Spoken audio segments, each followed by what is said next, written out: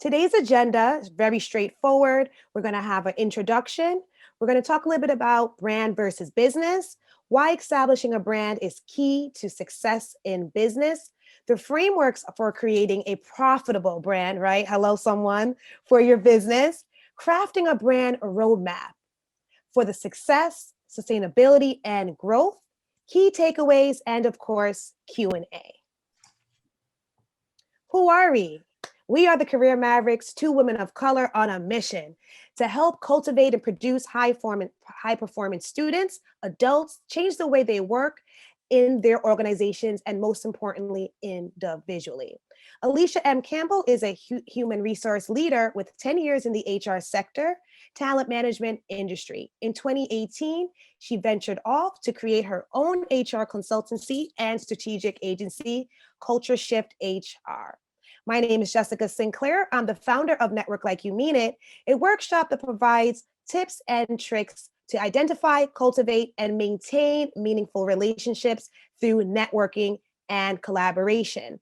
I am also a best-selling author on Amazon, The Networking Journey from Entrepreneurship to, from the bedside to entrepreneurship. So I'll drop that momentarily in the chat. So thank you guys so much for seeing the value in your professional and personal development. So let's get right to it. Brand versus business. What's a brand? A brand is a way for a community, organization, or individual that is perceived by those who experience it.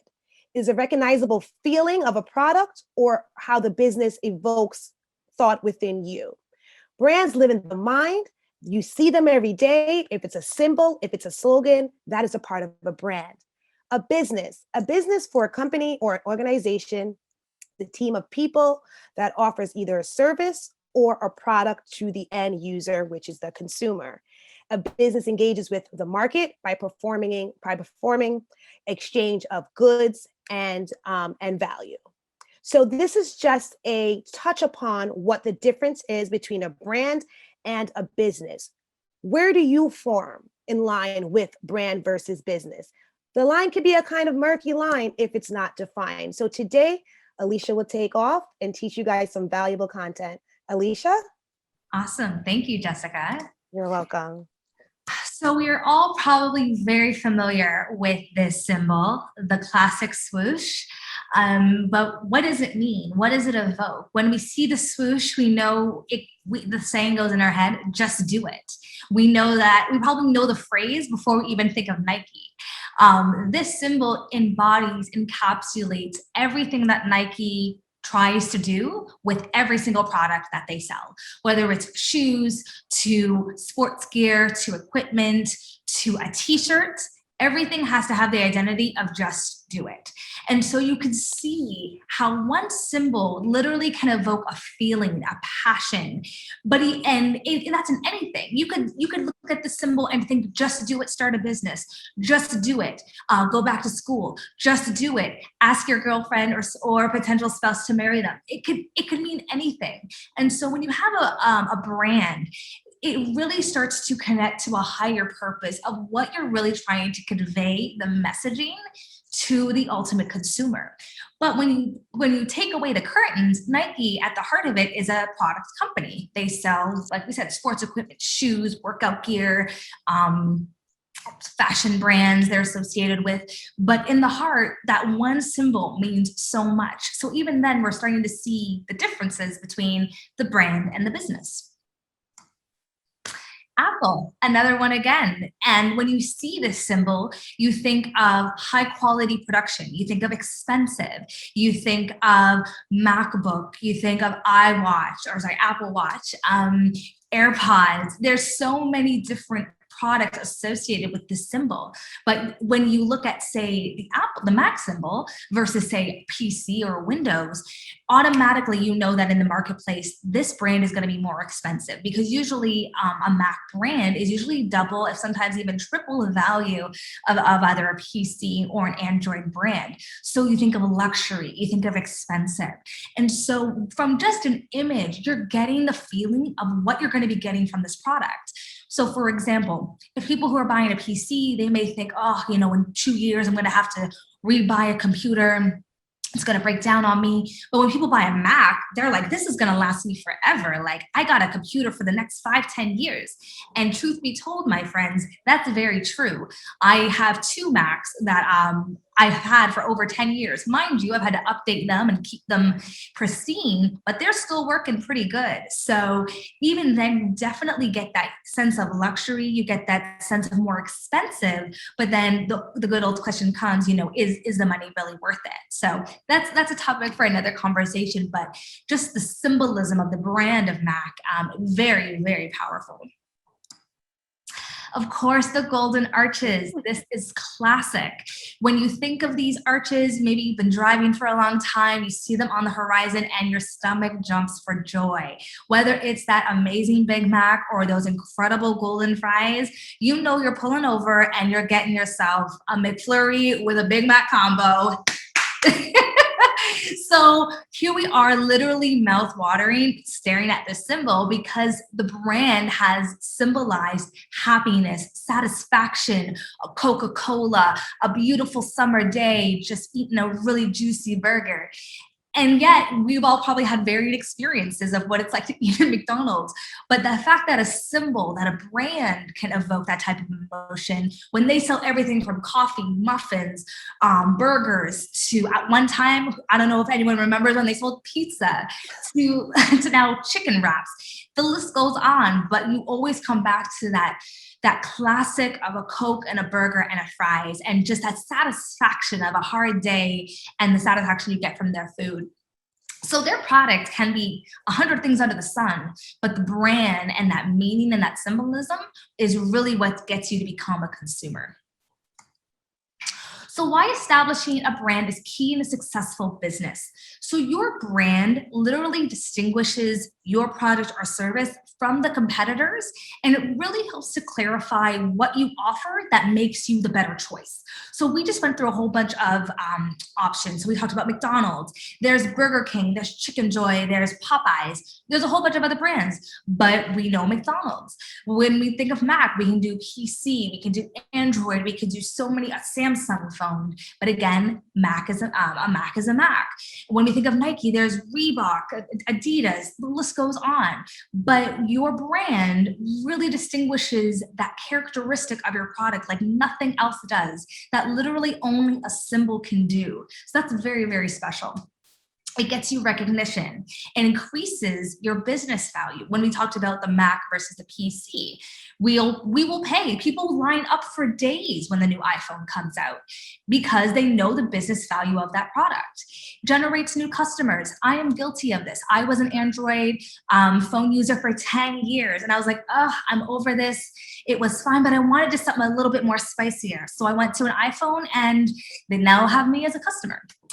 Employee pride and satisfaction. You know that people feel good when they pull out their MacBooks. You know people feel good when they're rolling in their Nikes and they're eating their McDonald's. That's just that's what the brand evokes. It provokes sometimes a little bit of a privilege, of an advantage. And so your consumers feel that too. Even think about Louis Vuitton or Prada, those type of high-end luxury brands. You know when someone's wearing a Prada purse that they're walking out with their head held high and they're walking out with confidence. That can be something that just because your brand makes somebody feel that way, that could be your value add. It creates trust within the marketplace, reliability versus unreliability, or luxury versus value. And then, of course, branding supports advertising. As we've clearly seen, we can tell so much of these companies by just a symbol. So literally, Nike can just hold a 30-second commercial spot just with the swoosh, and we know exactly what they're saying. Without a word, without an actor, without an athlete, we know exactly what they mean. That is powerful. So when you're able to really establish a brand in your business that over time and over the years starts to get cemented into your industry, you can move mountains. It can be a very, very profitable element to your business model. And even second to this, and we didn't even touch on this, is that if over time you want to sell your business, that branding proposition can literally 10 times the value of your business. I can just imagine what the Coca-Cola logo is priced at, the Nike logo in and of itself, that is a business. So tons of value there, future generating profit, super, super important. So you're like, okay, Alicia, I want to create the next Nike. I want that swoosh to generate hundreds of millions of dollars a year. How do we do this? So fundamentals of creating a brand. So as we've been talking about, a brand purpose shows the direction of where your brand is headed and why. And it's made up of 5 key parts, and we're going to break those down. So we got vision, mission, values, and objectives. And those all go back into the purpose of your product. And the purpose of your product is really also about, why does this product exist? What problem is this product trying to solve? And so we're going to dive into that in a second. So when you're creating the brand vision, which when we go back, the first one on the left quadrant, the vision refers to the ideas behind the brand that help guide the future. So it reflects the business strategy. It shows how it differentiates from the competitors. It resonates with consumers and customers. It energizes and inspires employees and partners, and it's ideas for marketing programs. So even when you think about just your own business, why are you in existence in the market? What value are you offering that your competitors aren't offering? Maybe it's you're offering a similar service, but at a lower price point. Maybe it's a luxury item, so it's triple the price point that you would get maybe at a discount store. Maybe it's something that's international. And what types of things are we trying to evoke? So what about the competitor are we different, and why? Is it the way we make our creams, our products? Is it the way we curate our clothing, for an example? So all those key things, those are the things you need to be thinking about when you're thinking about your brand vision. When you don't have one, the brand will really start to just drift aimlessly, and your marketing programs will be inconsistent, and they'll be ineffective. And so that's when your consumer starts to get, confused, to be like, okay, well, what do you really stand for? What is this brand really about? Like, for example, it's probably about 3 years now, iPhone came out with their their iPhone C, I think it was, where it was, affordable iPhones, and they came in like thousands of colors. Obviously, I'm exaggerating, like 5 colors.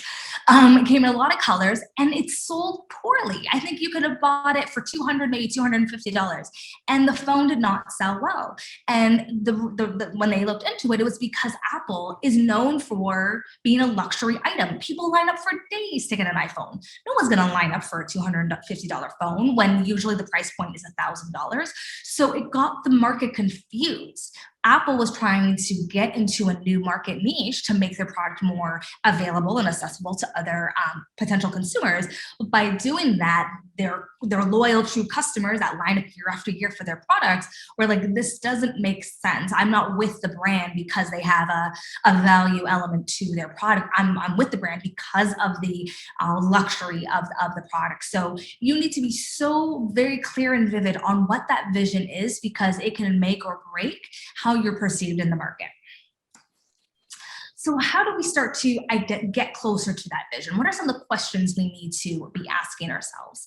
So we need to first and foremost look at, what is my business strategy? And when we think about strategy, it's what is our position in the market? Let's just, strip it all away. What's my service that I offer? What's my price point positioning? Am I going to be middle of the road? Am I going to be value, or am I going to be luxury? Who is my ideal customer? Where does my ideal customer reside? And what's going to be my marketing tactics to get their attention to buy my product? From that, we're going to think about what differentiates my product or service from my customers, or my competitors. What value am I adding in addition to it just being another phone, just being another laptop or another watch? And what is exciting / unique about my product? If I'm going to talk to someone and I have only 30 seconds to talk to them about my product, what are the top 2 things I'm going to tell them to get them to buy it within the next minute? Those are the things you need to start to be thinking about, because then from those questions, you can then understand where's your target audience so that you can go and speak to them. Creating the brand mission. So your brand mission really defines the purpose of your work and the effect you intend to have on the world around you.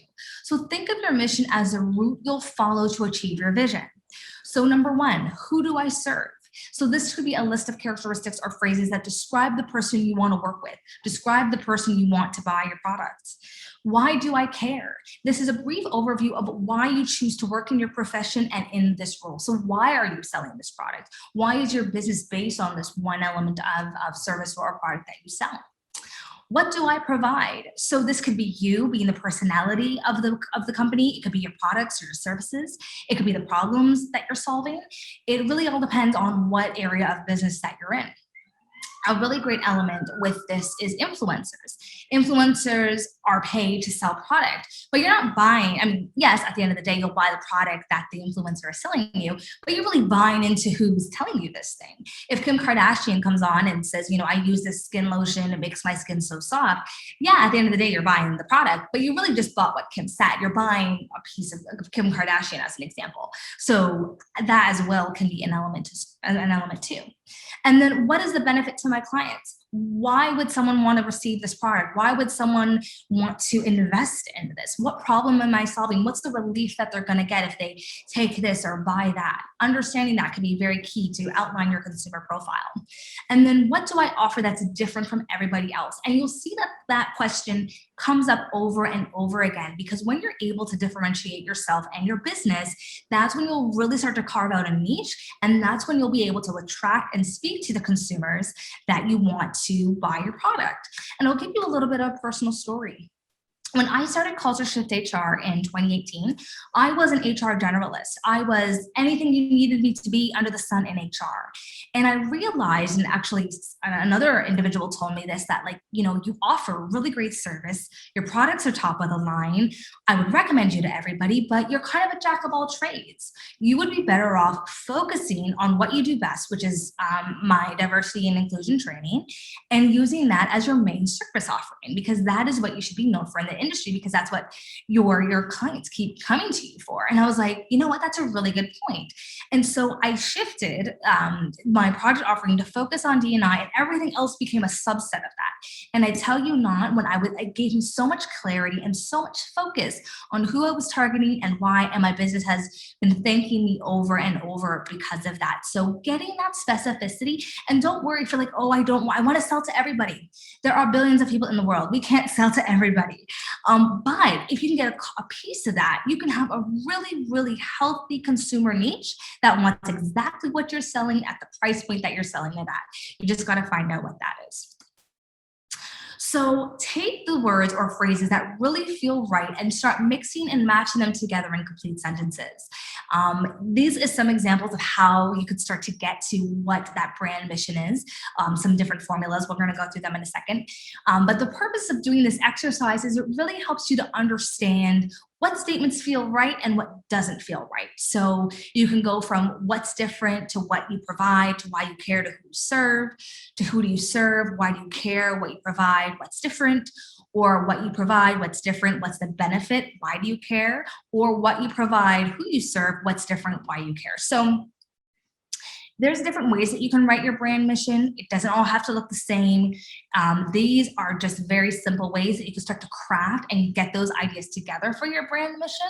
If it doesn't work for you, there's other ways to write it as well. But always having a starting point is so key, because I know a lot of this can seem a little bit scary. It's new. It's potentially new territory. So taking these quick hits that allow you to get the momentum going, super important.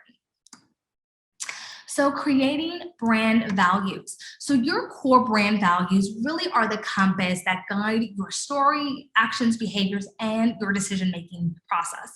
Consumers are more likely to support a brand whose core values align with their own, so that they ensure brand loyalty. There is a book by Harvard professor Gerald Holtzman, and it's called How Consumers Think: Essential Insights into the Mind of the Market. And 95% of purchasing decisions are triggered by the unconscious, which is precisely the place where our core values operate. So when you think about different brands, there's certain brands that we're going to love, and there's just certain brands that we hate. And it may not be because the product's bad. It could be a phenomenal product, but you just don't vibe with it. I know when I was an Android user, I didn't like how iPhone was trying to limit me, how I downloaded my apps, how I set up, the design of my phone. I wanted the flexibility and I wanted to have fun with it. So I went with Android because flexibility is what mattered to me. Now I find all that flexibility very overwhelming, and I just want a simple phone with the very few apps that I have, and I can make a call and I can text. I don't want all these fancies. So for me, my values shifted, and so did my buying habits. So understanding what you want someone to align to, say someone who is an environmentalist, cares about the environment, cares about animals or byproducts and doesn't want their products to have any animal byproducts in them. Maybe you'll create a makeup brand that's a vegan, that's cruelty free, that is all made from organic, natural products. Your consumer is going to be very different than someone who doesn't value those things. And so understanding the values that your consumer has and how you're marketing them and bringing them into your brand is going to be so important, because that's how you know you're speaking to your consumer to the points that really, really matter to them. And those go really deep from a marketing perspective. And we don't have, the whole evening to go into a whole lesson on this. But if you're really able to tap into the brand values, you can create incredible marketing plans and tactics that really allow you to speak very clearly to your market segment, get their attention, and generate sales. So an example of this is Chick-fil-A. We all know the brand, love the brand, but Chick-fil-A doesn't open on Sundays. That is a value that they have, that they close every single Chick-fil-A location on Sundays because it's the religious day. So with that, there were very angry people that are like, if I want Chick-fil-A on a Sunday, I can't get it. And so but that's not, being open on Sunday isn't something Chick-fil-A values. They value having a day for people to be home with their families, go to their religious services, and have that time to themselves. And so people who value that brand are probably like, yes, good for you, Chick-fil-A, for being, sticking to your values, being a family-owned company and being true to those roots. Whereas others might be very angry and might go to Popeyes or other chicken restaurants and be like, well, I want my chicken on Sundays. So the values can really speak true to an organization and to its consumer base. So it can be very, very, very, very powerful. I forget which football season it was, but I forget and the amount of money, but they basically offered the CEO of Chick-fil-A millions of dollars to open up on football Sunday at the stadium that they were at. And they said no. They're like, none of our offices have ever been open on a Sunday, and we're not going to do it for Super Bowl Sunday. Like it was a flat out no matter the amount of money. So when a company is truly convicted and those brands and those values live within an organization, it can come alive in a lot of different ways. So very, very powerful. So now as we shift to creating the objectives, brand objectives are the goals of the brand. So what do we want this brand to achieve at the end of the day? So they can include both end goals, such as revenue, steps towards end goals, such as images of the product in the brand market. And you'll see here, these are what some objectives can be. So identity and image, recognition, awareness, engagement, brand loyalty, brand advocate, brand equity, market share, margins. And the list can go on. But the objective of the objectives is really to understand what impact do we want this brand to have in the market. So maybe it's just getting brand awareness for the first year. You're a new brand, you're in a new sector, you're the new fish in the pond. You want people to know that you're here to play. So then you do a lot of marketing around awareness, getting brand recognition. And then as you continue to grow and grow and grow, then you start to build on that and focus on new objectives. But it's important that you have, I would say, if you're just starting out, no more than 2, because the objectives are going to be what your marketing programs laser focus in on.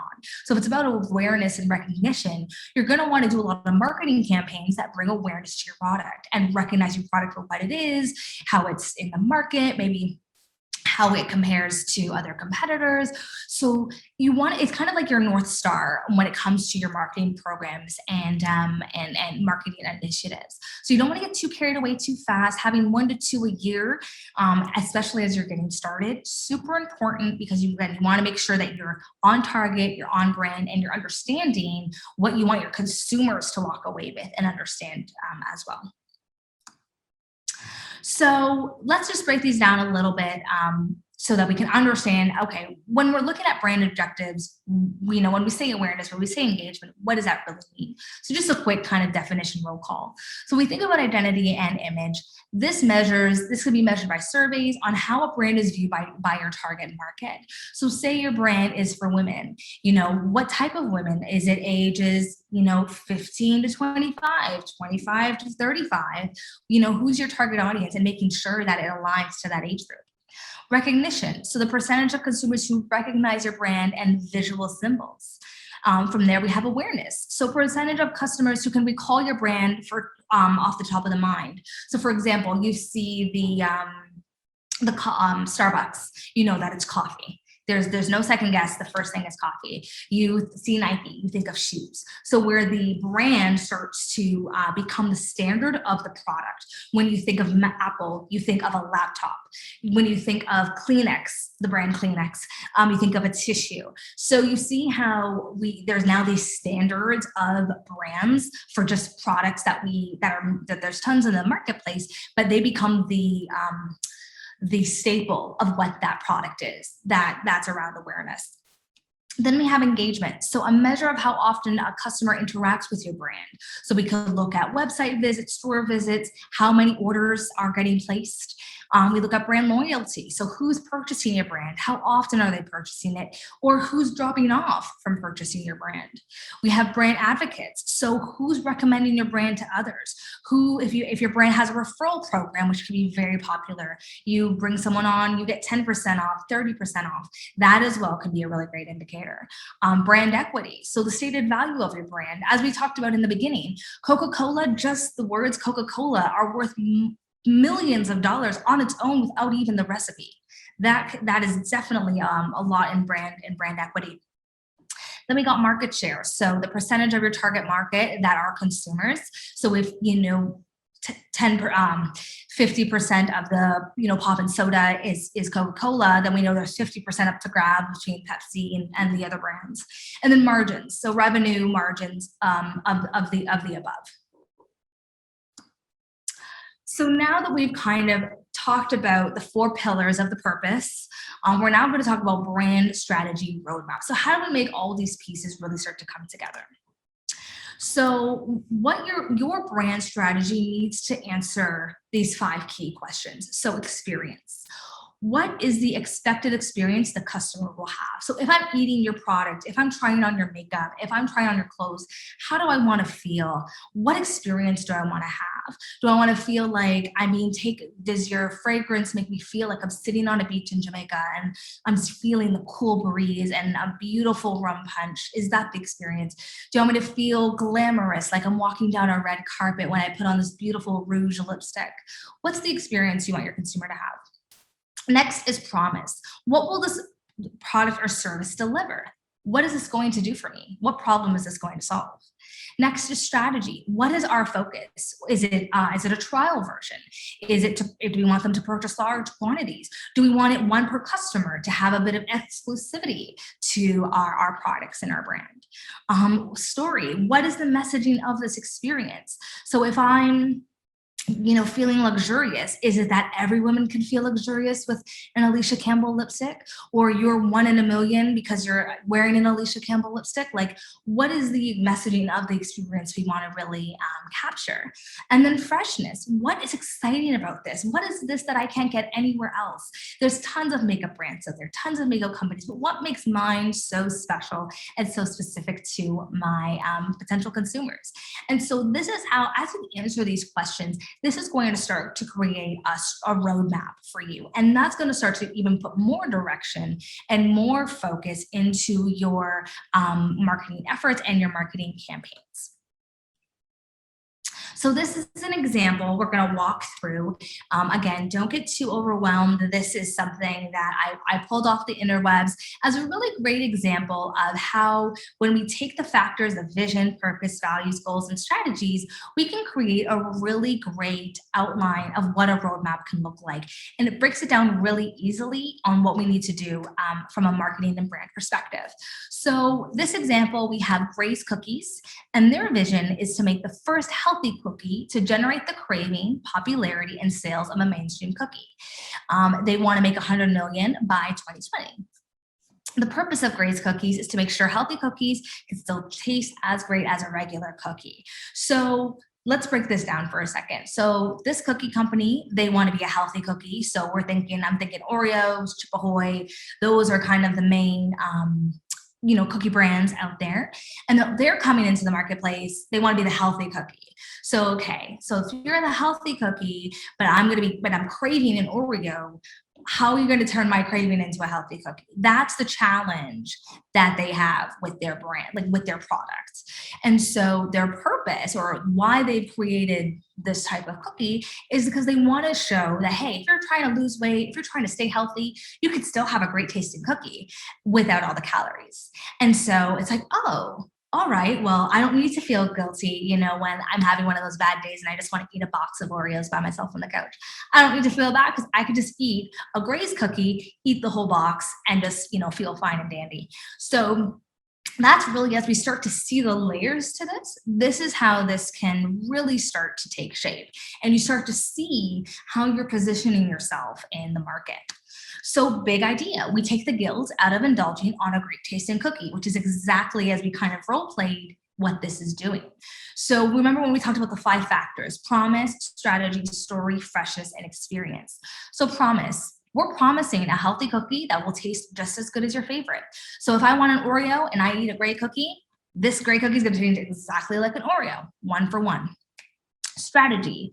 Focus on the trial. Once people eat it, they will love it. So their strategy is like, listen, we're a brand new cookie in the market of a very dominant, snack industry. How we got to get people, to dip their toe in, to buy the Gray cookie instead of the Oreo. So let's do a trial. Maybe we'll go into some grocery stores. Maybe we'll send some sample packs out, get people to taste and see. So that's going to be their strategy tactic. Story, no more cheating, guilt-free snacking lifestyle. That's a great play because we've all had those moments where, again, you just go at those box of Oreos, and before you know it, there's no more Oreos left in the box. So, and you feel horrible, but now I can do the exact same thing and not feel even a little bit guilty. That is appealing because I know that I can snack away and not have that heavy guilt after and feel like I have to run 10 hours on a treadmill. Then we got freshness. So new great flavors to give consumers choice. So freshness, new, exciting. And then experience, taste sensation, almost too good to be healthy. I love that because when you eat a healthy cookie and you're like, ugh, this really tastes like a healthy cookie, the nuts, the seeds, I don't want to taste that. So I'm going to taste like I'm eating an Oreo, but I'm getting all the goodness of the nutrition, say of an orange as an example. So it's a really great taste sensation, but it's also really healthy too. So when we now break that down and we're able to really see it from those 5 lenses, we're really crafting a really great brand here of what Gray's Cookies is all about. So we then go into the values of health, addictive tastes, aggressive growth, consumer first, family culture. So I know that my consumers are going to align to those values when they try Gray's and they start to like it and start to eat it over Oreo cookies. Then we got some goals. So achieve, 20% growth rate, 1.2% share, drive distribution up 72%, increase awareness by 10 points. Great. Then we talk about strategies. So if this is the goals, and we know that our 5 things of promise, strategy, story, freshness, and experience, how are we going to drive to that overall objective? So we're going to drive usage frequency, and then I won't say it word for word, but you got the tactics there. We need to attract new users, drive new distribution points, and a defense plan. So you see how this is done in layers. So once you build the purpose, the vision, you have your 5 key tactics to a strategy roadmap. The rest just every part plays into another part. So it's really, really kind of exciting when you start to take the time and really start to dive deep into what your brand can be, because the strategy starts to create itself as you start to play out those different ideas and avenues. This one, again, is another example of Special K. So I think this was probably going past, well, longer than 5 years ago now. Special K did a whole beautiful series on women and Special K, empowering women to take control and maintain their healthy weight. They had great commercials on women on all shapes and sizes from all over the world, eating Special K, loving it, not caring about what the scale said, feeling great in their clothes, just being overall happy. So this is their journey of, okay, if we want to empower women to take control and maintain their healthy weight, this is the brand. And as we know, Special K is a healthy brand. And this is the consumer that we're trying to reach. So how are we going to create that brand roadmap in order for us to reach our ideal consumer? So they went through the promise, the strategy, the story, the freshness, and the experience. So you could see over and over again how this type of framework could really line up beautifully with your business and really drive you to exactly who your consumer is, and really start to weave the story and footwork of how you're going to talk to them, target them, and get them to become a buyer of your product and service. Another one, we talked about Mac as well. So Apple, taking complexity and making it so simple that everyone can be a part of the future. And remember, we spoke about Apple in the beginning. It's so simple. You just, you got your apps on the front page, you click it, you're in the app. You don't have to go through 50,000 menus and all these different options and click, click, click. It's very simple. So literally their brand is on the premise of simplicity, of technology, and bringing everybody along for the ride with it. And so as now they know that that's what their brand is, and they know who their consumer is, again, they follow the same 5 steps of what is the promise. Okay, we want to make easier to use electronics so you can feel smarter and the leading edge of technology no matter where you are. Strategy, technology made simple and consumer friendly across a broad array of electronic products. Products have a simple, stylish design, user-friendly functionality, convenience, and speed. Story, technology doesn't have to be intimidating or frustrating. At Apple, we believe you should be engaged right away, be able to do more and get more no matter what Apple product you're using. Freshness, 10 years of surprising technology advancements that changed the world. iPod, iTunes, Macs, AirBooks, iPhone, iPad. Every product was stylish, simple, and easy to use, and leapfrogged competitors. And then experience. Apple starts with consumer experience and works back to the technology, helping create experiences that surpass the promise. Apple thinks of everything before the consumer needs it. So this is really genius when you think about how, especially when we're all very familiar with the Apple brand, we could break this down and we see the strategy at play based on these five principles. And so it can really build a really, really great story. So as we've kind of just gone through those examples, we now need to, of course, as always, align the brand to the business. And so when we're doing that, we want to look at a couple key things. So when we can expand a marketing plan and a branding plan quite extensively. But for the context of tonight, we can look at situational analysis, so current state of affairs, key issues, what is the problem, again, that we're solving, our brand vision, the overall goal, strategic initiatives, so how are we going to get there? What's going to be our roadmap, which we just discussed, executional tactics, what will we do to get there? Is it a sales thing? Is it a consumer thing? What is going to be that driver?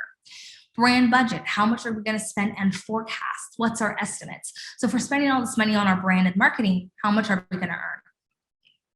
So when we look at what this can all look like, and please don't be frightened by all the words and numbers on the page, again, we can go very deep with how a brand can now be executed.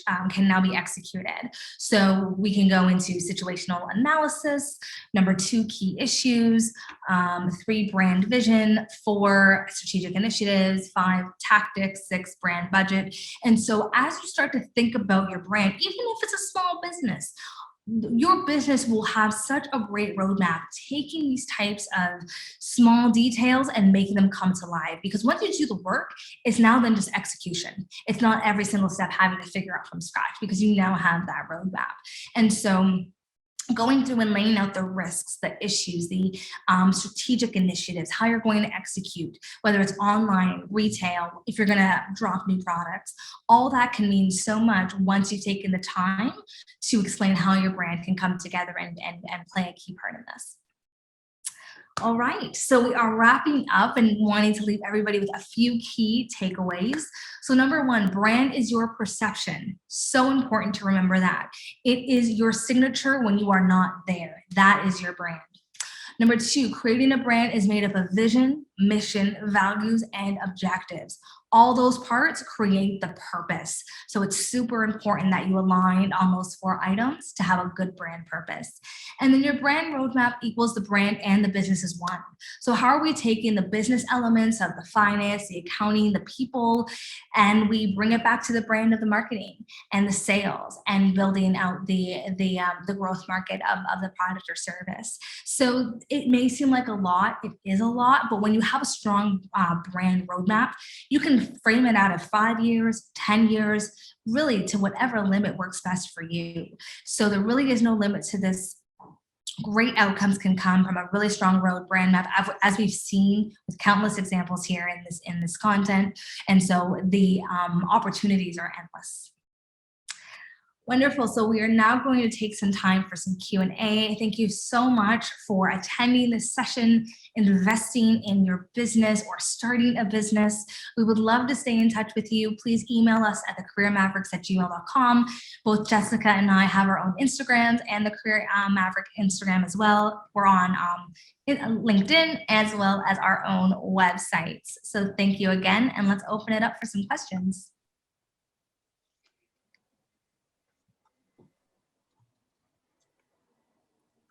Wow, Alicia, that was amazing. It was packed with a lot of great information as usual. Week 2 has just been as impressive as week number 1 was, and I'm really excited about that. I saw a lot of great, comments that came through the feed. A couple of questions I have, and I know that some of the folks in the audience have some questions as well. But I saw where you laid out a very, very great case for branding. But talk to me about brand defense. We've seen some of these large brands make some missteps, and then they had to go back and do a whole lot of apologizing. Tell us how we can avoid that as business owners. And then if we do step in the mud, how do we clean it up? Yeah, that's a really great question. I think it really goes back to what is the message you're trying to convey. So if I know, me and Jessica actually spoke about this a couple of weeks ago. It was International Women's Day, and Burger King, obviously the burger brand, they did an advertorial on Burger Queen. So they changed it up, but the wording on it, it gets better. The wording on it was about how women were made to be in the kitchen. And it was a play on words, because if you read the rest of the article, it was, all their chefs or a large majority of their chefs are women. Their franchises are women owned. They're a big proponent of propelling women in careers and corporate as well as franchise owners. So they thought they were doing a good thing by stating women belong in the kitchen, meaning women empowerment, but that is not what the audience took it for. So they stepped in it. They stepped in it hard. And what was really great about it is their consumers called them out on it on Twitter. They were like, yeah, you shot and you missed, like not a good sign. And then what other people started to do as well, they created other advertorials that would have conveyed the message of what Burger King was trying to do much better than saying women belong in the kitchen. So I think brands are going to make mistakes. They're going to take some risky moves. And I think that understanding what the intentionality of what they were trying to do, they were trying to be tongue in cheek with it. It didn't work. It didn't land in 2021. So I think when you have a moment like that, know that you're not the first, know that lots of brands make mistakes. It's then now you've got to focus on the recovery. So it's important then to 100% recognize it, fess up, don't try to hide it. Don't try to, point other fingers, own it. You're like, I made a mistake. This wasn't the intention of the messaging. Apologies that the canned word didn't catch on as we had hoped it would have. We would never want to disrespect any of our patrons, any of our franchise owners, or any of the women that belong to Burger King in this way, and then own it and move on. But when you start to play around, which they started to do, try to curtsy around the issue, there are people calling them out on it. So it's important that you own it, correct it, and move forward. Wow, I love really that, good Alicia. advice. Really good advice. And I'm seeing some really good comments coming through the feed as well. Dwayne Willett said that this was a nice presentation. Someone wants to go back and watch week 1, so we'll make sure that they get that video as well. I have another follow-up question. Jessica, I know you wanted to Yeah, I have one little thing, Phil, just to Yes. say on that. As a person that has a PR background, PR is very big, no matter where you are in your trajectory. Have a team that can do crisis management, because sometimes we don't want to see Burger King CEO, right? You may want to get someone else on the PR firm to speak on your behalf. I understand PR does cost money, but there's someone out there for your budget. And like Alicia said, be ready to apologize, have a campaign ready, have that woman looking fearless, someone that looks like us, if that makes sense. And so I think a lot of companies don't invest in PR. It's very important to recover. Very, very good advice. And, Alicia, I want to touch on something that you talked about earlier, in that the customers held these brands accountable. Can you tell us about instances where it might be useful for some of our small businesses to leverage their customer base to become evangelists on their behalf to help share the brand? Can you tell us a little bit more about that? Yeah, absolutely. I think if you have a strong customer base, that is gold. And the reason I say that is because everybody wants the consumer. Like, that is number one. If you can have the consumer in your corner, buying your product, promoting your product, getting others to buy it as well, there's a whole industry on that. That's influencers right there. So companies are catching on, and they're partnering with other strategic people in their industry, other people on TikTok, Instagram, Facebook, that are people just want to listen to them, and they trust them because they have the consumer's trust. So when you have a base of consumers that are loyal, that believe in your product, you want to take care of them. So maybe having a loyalty program where they get 50% off once a year, maybe featuring your consumers on your social media platforms and doing interviews and showcasing them and highlighting them in different ways. Getting them to come in and be like exclusive product offerings, exclusive services, and getting those feedback. Your consumer base will grow, and they will be that much more loyal as you continue to do things like that. So I'm totally, definitely a big fan of it. If you have a strong base, treat them well. It will come back in dividends, and you will have consumers for life. Wow. I love that answer. And then it's also low cost or no cost, right? So there's no dollars that really go out the door. Free.com, Phil. I love that line. Free.com. If it ain't free, it ain't me. Hello, somebody. Let's get the bag. It's free publicity. Like, why not? Have a campaign on reposting. Hello. Yeah, It is so much. The exactly. sky is just a view for our small business owners. Be creative, period. Oh, I Very like important. that. You guys aren't just giving out good advice, you're giving us good cost savings. That takes us into this next question. What's a good rule of thumb for, developing a brand budget? Is it based on sales? Is it based on your operating budget? Talk to us about that. Great question. Phil is good. No, Jessica, that we have a little joke about when Phil puts you in the hot seat, he puts you in the hot seat. I'll try not to do it again. The next No, one. No. Love it. Keep it coming. I would really think it depends on, every business is different. I think if you're your product focused business, definitely working on a sales component, I think is really important, because then you're able to ebb and flow your branding budget based on the products you're selling. You can then get insight into who's buying your product, the consumer location, demographic, all those great details. And then you can then create marketing programs that cater to that sector. If you're more on the service side, it can be a bit more challenging, because your services could be, if you have an accounting firm or you have a beauty business, it might be more challenging to kind of narrow down who your consumer or ideal market might be. So then from that, I would do from an overall operational budget perspective. So we're only going to do 10% of our operating budget for marketing programs, for branding programs, et cetera. So I think it really depends on what industry, what type of business you're in. But I think also second to that is if you're new into the business and you're just starting to get your first set of numbers, or you're just in business and you don't even have kind of a foundation, it's better to play it safe with picking a percentage of your operating budget, because then you have a baseline and then you can grow it from there, which is what I would suggest. And then if you've been in business for a while and you can see some trends, then you can play around with, okay, well, do we want to increase the operating budget? Do we want to increase the marketing budget based on our operating budget and what we've been doing last year? Or do we want to, put a bit extra because we know we're in a pandemic and people are doing a lot of online shopping and we want to make sure we're capturing that audience? So I think it depends, but I think you can't go wrong with a percentage of operational budget. Perfect response. And I do have one more question before we go to the audience question. Real quick, I want to shout out Troy Mobley, who also said this was a great presentation. So thanks, Troy, for tuning in. I had a question. It looks like there was where can we buy the Alicia Campbell lipstick brand? I think I heard you talk about that. Is that not on the market yet? No, not yet. Not yet, Phil, but you're giving me some ideas. So we'll stay tuned. Okay, good. No, I just want to lighten it up a little bit. Yes. Okay, so we're going to go into an audience question here. An audience member is asking, what's some good advice or a rule of thumb on creating a brand from scratch in mental wellness and self-discipline? And coincidentally, if you missed last week, go back and watch last week. This is very important. Last week was very powerful, and I think it kind of helps open us up to this week as well. But yes, please talk to us about creating a brand from scratch in mental wellness and self-discipline. Yeah, absolutely. In fact, I'm going to toss this one over to Jess, being an RN herself. I think she can really, and she's very big on her saging and all her mystical things. So I'm going to toss this over to Jessica.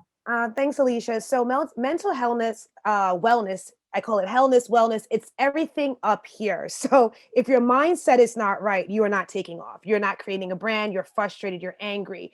There's so many emotions that go through a business. So what I need you to do is figure out why you even want to have a brand, right? So figure out what your why is. Why do we need it, and why do you need it? Is it because you want all your kids to go to an Ivy League school? Is it because you want to have a mansion? Or is it because you want something for the community? You have to define your why. And Phil said it best. We deep dive last week on this whole confidence boosting. You have to be confident. You have to be ready for when investors tell you no. So I need you to understand what your why is, understand what your purpose is. Because if you don't know your purpose, you're purposeless, not purposeful. You have to fill yourself up. You have to walk around understanding like, I'm the bomb.com, right? So we need to understand why you want to do this, jot that down. What is your purpose? Jot that down. And from there, you will feel confident enough to start a brand. One of the things about starting a brand is you just got to get started, right? You need to visualize what your colors are, right? Like Alicia said, Nike is just a black check. They can spend, you know what I mean? It's so simple. Once you understand what your colors are, the words will come, manifestation of the power words, your tagline.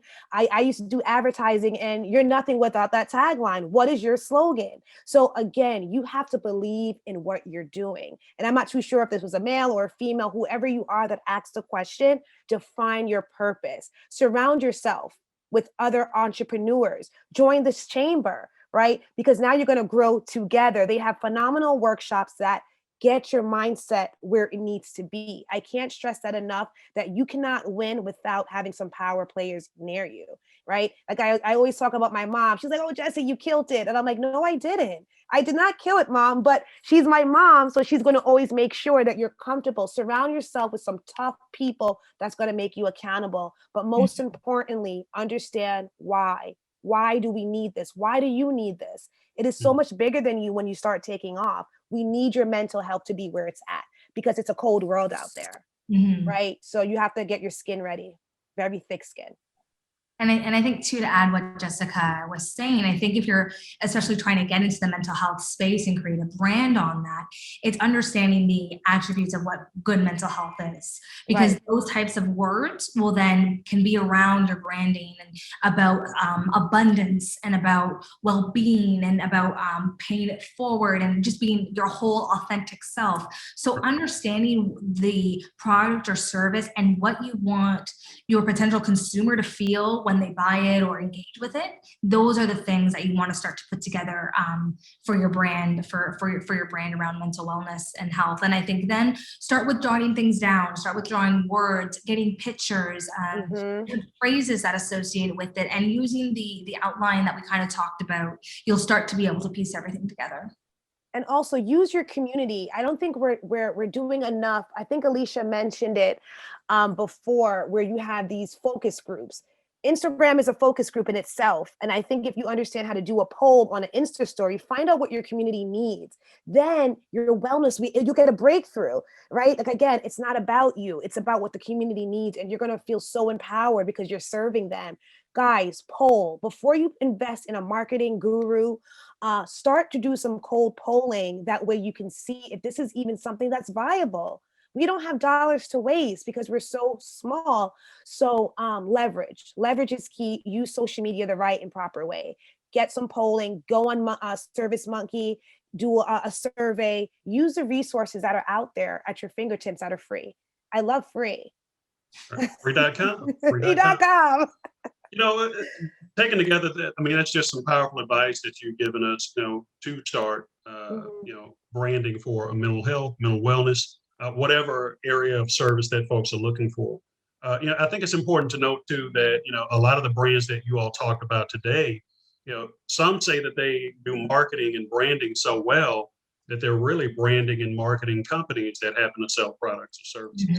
And so we have to understand as small business owners, entrepreneurs, that, we just got to go out there and try these things and, try and fail until, we get to a point where this stuff actually, works effectively and we're seeing the returns and the margins. So really, really appreciative of those. It looks like we have a couple more questions that have come in. Y'all have done a great job. Okay, here we go. It says here, y'all have done a great job, and I want to thank you all for being here. Quick question, is it better to focus the brand on your primary product or service or just the benefits to the consumer? Because we know that some consumers will walk away after doing business with you. So starting out, what would be your advice? I would say, and again, I was going to say it really depends on the product or service itself. Right.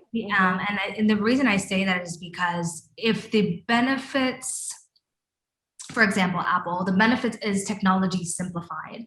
So that in and of itself is attractive, but the product is, when you see the product or you hear of the service, you're not thinking of the benefits that you just think, oh, wow, that's a really pretty phone, or, oh, that's a really pretty laptop. So I would say sell and market the product, and then but the ground or the foundation of that marketing plan is the benefits of it.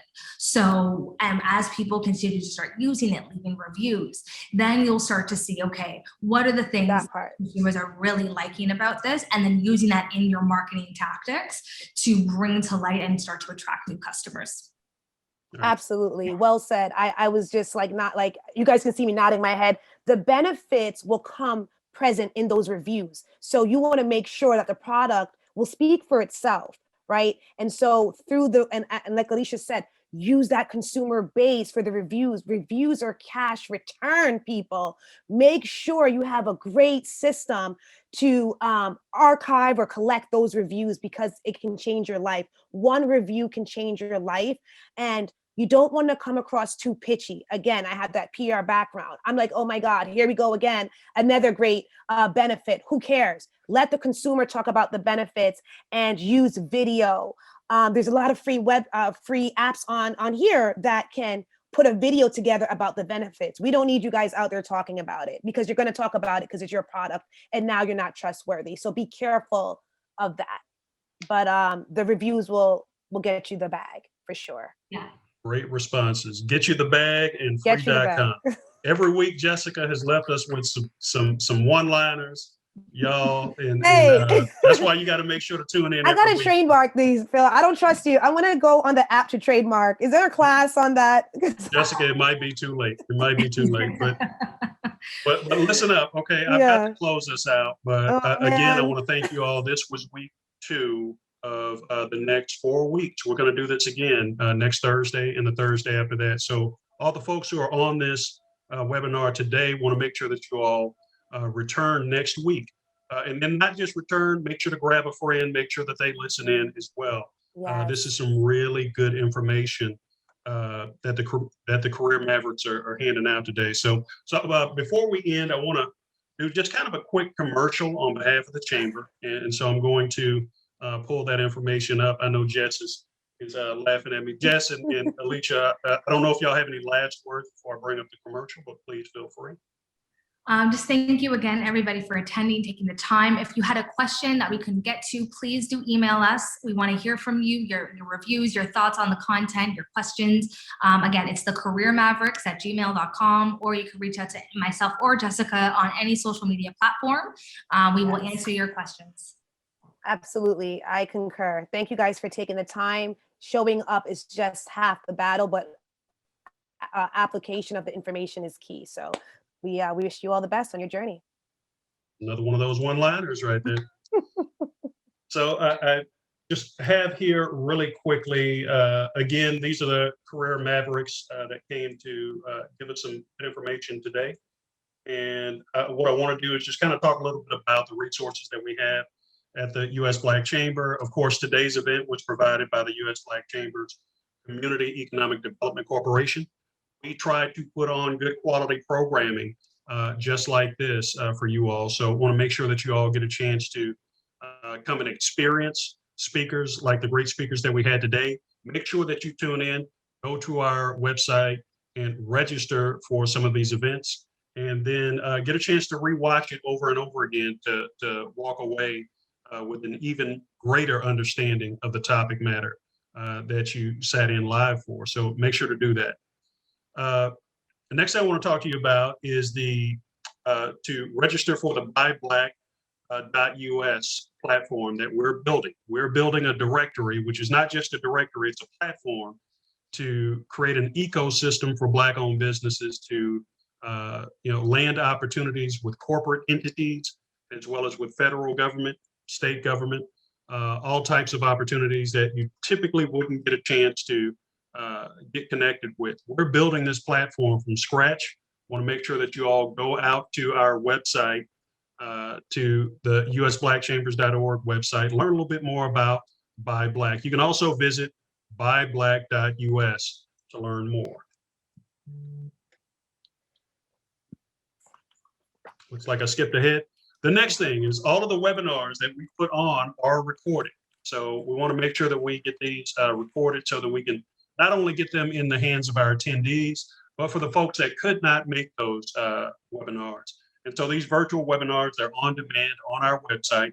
You can visit the usblackchambers.org/webinars, and you'll find a very wide variety of webinars that we've put on and hosted, such as this that we did with the Career Mavericks today. So definitely go out, pay a visit, find something you like, watch it, and then share it with a friend, a fellow business owner. Make sure that they also learn and follow along as well. All right, and the last thing I want to share is for up-to-date information and resources on the CARES Act, as well as how to navigate through COVID-19 for small businesses. Make sure to visit usblackchambers.org/CARES Act. You can also join the United States Black Chamber from here, and then you get a chance again to attend weekly webinars. We have a ton of weekly webinars that we put on. We have partners that come and help us to put on some of these webinars. So we have tons of quality content available right at your fingertips that you can use and actually put into your business, put to work into your business immediately. So definitely go out, take a look, and then give us some feedback on what you think. This week's webinar and last week's webinar with the Career Mavericks will be available on the webinars page. This one will be available early next week or sooner I'd like to get it up tomorrow if possible, but it'll definitely be up early next week. But definitely go out, take a look at last week's, and then we'll also share some information. Jessica, Alicia, I do have a question before we go. Will Sure. we be able to share the PowerPoint slide with the attendees? Is that something that we can do? Unfortunately, because it's curated content by myself and Jessica, we won't be able to share the exact PowerPoints, but you will have access to the recordings. Right. Okay. Perfect. Perfect. And then also be sure to follow the Career Mavericks. Definitely go out and check them out. Tell us where we can find you. Yep, so you can reach us at thecareermavericks@gmail.com. You can also reach us, same name, on Instagram.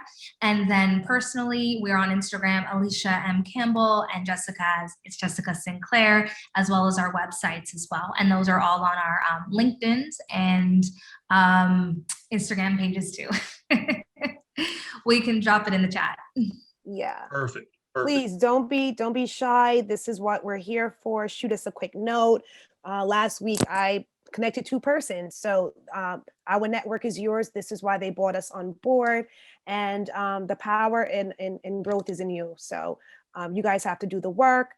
And I think they're making it so easy for you guys to have everything on this lovely website. So just click away and get your pen and paper out. I love it, Jessica. Last week it was you can't clap with one hand. This week it's the power and growth is within you. Oh my God. You guys, I don't know where these things are coming from. You know what, Phil? I don't know what's going on with me these days. Hey, just keep cranking out the content. Thank it's you. very, very valuable, and I definitely appreciate it. Y'all have guys. a great evening. We thank you all, and tune in next week to catch the Career Mavericks again. Thank you.